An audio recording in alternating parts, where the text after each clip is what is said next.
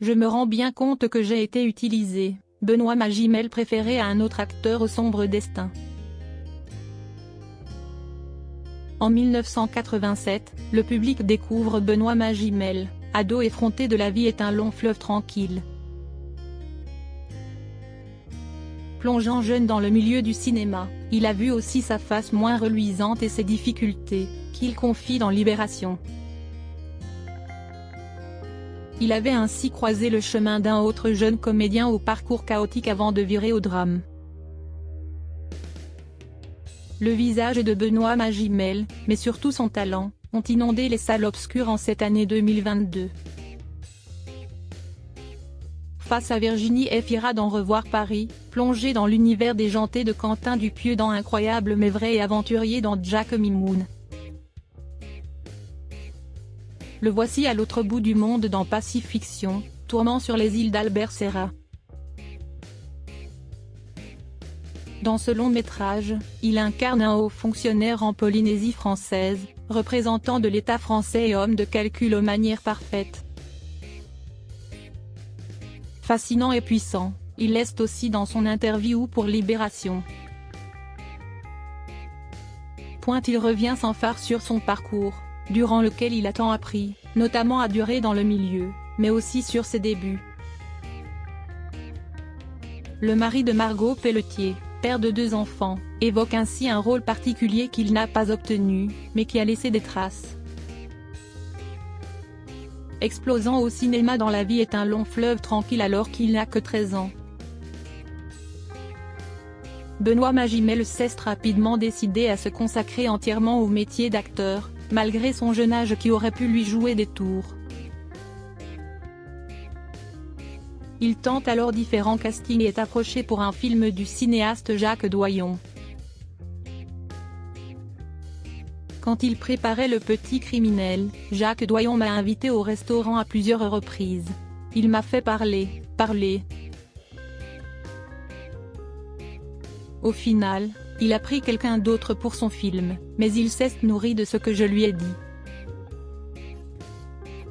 Je ne l'ai pas réalisé sur le coup mais aujourd'hui je me rends bien compte que j'ai été utilisé. On a une énorme responsabilité quand on embarque des enfants dans un film.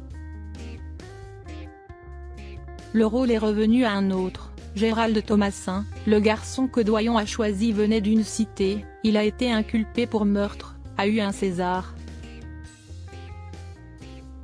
Vous imaginez la violence de l'enchaînement, le choc que ça a dû représenter pour lui? C'est Gérard Depardieu qui m'a dit qu'il y avait toujours une forme d'abus dans le fait de faire travailler des enfants au cinéma. De ce point de vue-là, j'ai eu de la chance. S'il s'est senti utilisé par le réalisateur et s'il n'a pas obtenu ce premier rôle, Benoît Magimel a réussi à se faire une place, décrochant de nombreux prix. Pour La pianiste de Michael Haneke à Cannes, et 2 Césars. D'abord pour son second rôle dans La tête haute en 2016 puis en tant que meilleur acteur dans De son vivant. L'affaire Gérald Thomasin. Le destin de Gérald Thomasin est, quant à lui, aussi mystérieux que tragique. Issu des foyers de l'Adidas.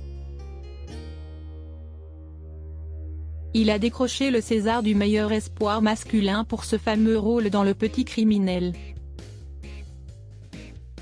Mais la suite de son existence s'est compliquée, gangrénée par ses addictions à l'alcool et à la drogue.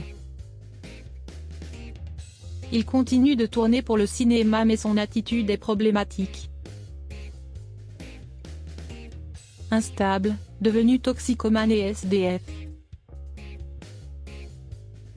Gérald Thomasin est interpellé en juin 2013 et mis en examen pour vol avec arme et meurtre sur personne chargée d'une mission de service public. Il est accusé du meurtre, commis 5 ans plus tôt, d'une employée communale de Montréal-Lacluse, Catherine Burgot, enceinte de 5 mois. Il a toujours nié son implication et l'aide d'un autre a été retrouvé. mais alors que l'ex-comédien s'apprêtait à recevoir un non-lieu en 2019, il a disparu mystérieusement et reste introuvable aujourd'hui. Pour son frère, il est certainement mort.